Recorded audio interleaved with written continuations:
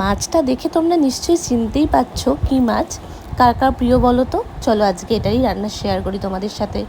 প্রথমে তেলের মধ্যে রসুন আর পেঁয়াজ দিয়ে সেটাকে একটু ভাজা ভাজা করে নেব।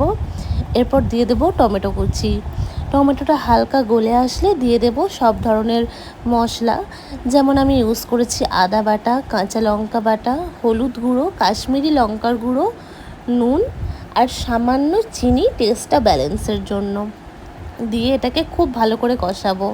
হ্যাঁ, আমি কিন্তু এখানে দুরকমভাবে রান্না করব। এটা দুরকমভাবে না, একইভাবে করব, কিন্তু দুরকম করব, কারণ আমার শ্বশুর বাড়িতে এটা একটু মাখা মাখা খায় আর আমি খাই এটা পুরো একদম শুকনো।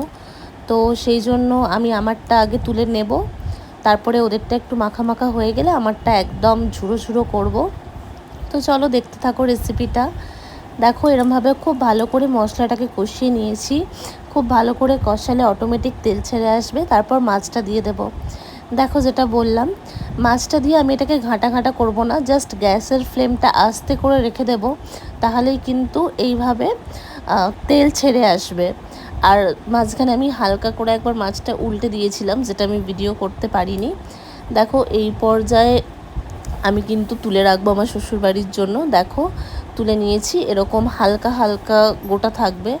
আর আমি এরপর আমারটা দিয়ে দিয়েছি, দিয়ে পুরো একদম ঘেঁটে দিচ্ছি। এটা পুরো ঘাঁটা ঘাঁটা মাখা মাখা হলেই আমার ভালো লাগে। তোমরা কেমনভাবে খেতে পছন্দ করো?